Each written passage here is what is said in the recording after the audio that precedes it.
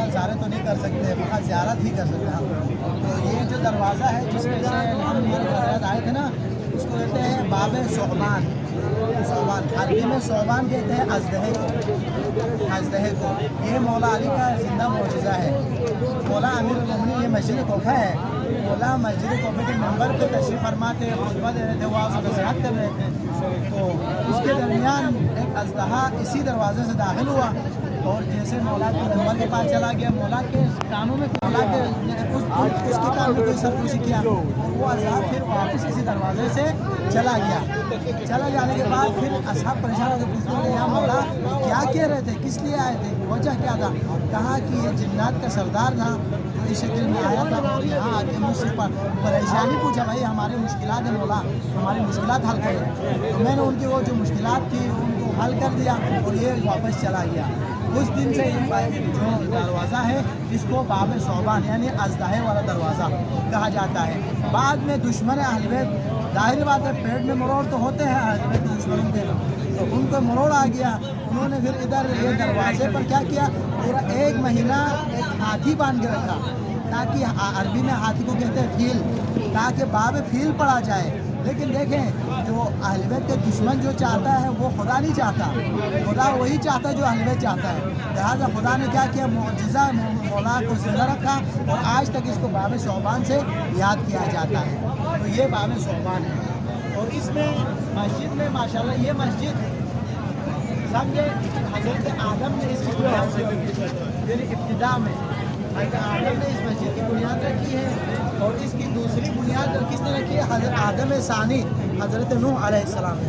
جب حضرت نوح علیہ السلام کے دور میں طوفان آیا، پوری زمین الٹ پلٹ ہو گئی، بس جو بچے تھے وہی حضرت نوح کے ساتھ تھے. تو حضرت نوح نے اس کی بنیاد دوبارہ رکھ دیا اس جگہ کی، کیونکہ اس کی فضیلت اور بہت یعنی حدیث میں بہت سے روایات اس کی فضیلت میں ہوتی ہے. قصور جنت میں شمار ہے، یعنی جنت کے محلات میں اس مسجد کا شمار ہوتا ہے. اگر اس میں 2 رکعت نماز پڑھتا ہے تو وہ تقریباً میرے ذہن میں نہیں ہے، تقریباً 100 رکعت یا 1000 رکعتوں کے برابر گنا جاتا ہے. اس قدر اجر ہے. تو اس کی فضیلت کے لیے یہی کافی ہے کہ جب رسول اللہ معراج پہ تشریف لے جا رہے تھے تو رسول اللہ نے دیکھا اس مقام کی طرف، تو نور کی طرح جس طرح چاند ہمارے لیے چمک رہا ہے آسمان میں، جب رسول اللہ جا رہے تھے معراج پہ تو دیکھا یہ زمین چمک رہی ہے. کہا کہ اے آخی جبریل، اے بھائی جبریل، یہ کون سی جگہ ہے؟ کہا کہ اے اللہ کے نبی، یہ مقام ہے جس کو اللہ نے فضیلت بخشا ہے. کہا کہ رسول اللہ نے کہا کہ براق سے کہے مجھے ادھر اتاریں اور میں یہاں نماز پڑھوں گا. تو جبریل نے براق سے کہا کہ بھائی ادھر رسول اللہ کو اتاریں. یہ جو مقام ہے، یہ جو ٹول دیکھ رہے ہیں نا، اس کے ساتھ ایک مقام ہے رسول اللہ. رسول اللہ یہاں پر اترے اور یہاں پر رسول اللہ نے 2 رکعت نماز ادا کیا، پھر واپس معراج کی طرف تشریف لے گئے. تو یہاں پر کئی مقامات ہیں. وہی جو دروازے سے جب آئے تھے ہم، اس میں سب سے پہلے مقام حضرت ابراہیم ہے، ادھر نماز پڑھنے ہوتی تقریباً 4 رکعت. اس کے بعد یہاں ہے مقام حضرت خضر علیہ السلام، وہ ہے 2 رکعت. اس کے بعد ہے یہاں مقام ہے بیت تشت. بیت تشت اسے کہتے ہیں جہاں پر ایک مومنہ پاک دامن خاتون پر تہمت لگی، لیکن مولا نے اپنے معجزے سے کیا کیا، اس خاتون کو پاک دامن ثابت کیا، اسے اس لیے بیت تشت کہا جاتا ہے. اور اس کے ساتھ ہے مقام دکت القضاء. دکت القضاء وہ مقام ہے جہاں پر مولا امیر المومنین تشریف فرماتے تھے اور قضاوت کیا کرتے تھے. جسٹس یعنی جو جج فیصلہ دیتے ہیں، مولا وہاں پر بیٹھ کر سنتے تھے مسئلے مسائل اور فیصلہ سنایا کرتے تھے. اور اس کے ساتھ یہ جو میں نے آپ کو بتایا مقام رسول اعظم ہے، یہ تو رسول پاک معراج بھی جا رہے تو یہاں آگے نماز، آگے مقام حضرت جبریل ہے، حضرت مقام حضرت آدم علیہ السلام ہے، پھر اندر مقام حضرت نوح علیہ السلام ہے، مقام حضرت امام زین العابدین علیہ السلام ہے. اس کے بعد آگے آتے ہیں مقام محراب امیر المومنین، جس میں مولا کے اوپر ابن لعین نے کیا کیا تھا، وہ ضربت ماری تھی. تو وہ محراب اندر ہے جہاں پر 19 سے شب کو مولا کو ضربت جو لگی. لہٰذا 19 کی شب جب مولا اپنے ایک بیٹی کی، جس طرح حج میں معمور کہ کبھی کسی بیٹی کے گھر دعوت، کبھی کسی کے بیٹی، رمضان کا مہینہ چل رہا ہے تو مولا پوچھتے تھے، مولا کا رنگ تغیر ہوتے جاتے تھے. مولا کا رنگ جیسے رمضان کا یہ 15 مطلب 10 گزر گیا، پوچھتے تھے بیٹا حسین کہ اب رمضان کی کون سی عشرہ ہے؟ کہتے تھے مولا بابا یہ دوسرا عشرہ ہے. بار بار پوچھتے تھے، مولا کا رنگ تغیر ہوتے تھے. اب جب 19ویں کا جب شب آنا تھا، مولا کسی بیٹی کے گھر، اپنے ایک بیٹی کے گھر دعوت پر تھے، تو دعوت پر تھے تو مولا کے لیے نمک بھی لایا، دودھ بھی لایا اور پانی بھی لایا۔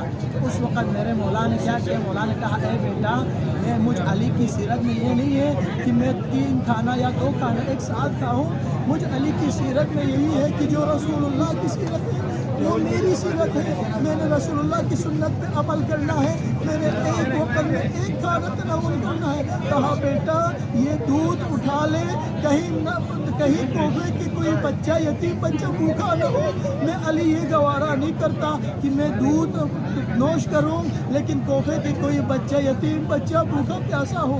یہ ہے مولا علی، یہ ہے وہ ہستی جو عدل و انصاف کا مالک ہے، وہ ہے رحم دل ہستی جنہوں نے عدل خدا کو قائم کیا، یہ وہ ہستی ہے۔ جب 19ویں شب کو جب مولا دعوت میں تھے، دعوت صبح کی نماز وقت کا وقت ہوا، تو جیسے ہی مولا گھر سے نکل، مولا کا گھر قریب تھا، یہ پہلے چھوٹے تھے، یہ اس کے بیک سائڈ پہ ہی مولا کا گھر ہے، وہیں سے دروازہ تھا اندر کا، مولا وہیں سے ادھر مسجد میں آتے تھے۔ جب مولا وہاں سے مسجد میں آیا، یہاں پر ایک جگہ تھا مولا کا آذان، مولا نے وہاں پر آذان، جب مولا وہاں سے جب گھر سے نکلا تو کہتے ہیں مولا کے گھر میں کچھ پرندے تھے، پرندوں نے چہچہانا شروع کی کہ پرندوں کو پتہ چلتا ہے کہ اس انسان کی آخری وقت آ رہا ہے، میں اپنے مولا سے جدا ہو رہا ہوں۔ اس نے روکنا شروع کیا، تو جب بیٹی آئی، کہا بیٹی نے پرندوں کو سائڈ پہ کرنا شروع کیا، تو کہا بیٹا اس کو نہ روک کیونکہ یہ علی کا ماتم کر رہے ہیں۔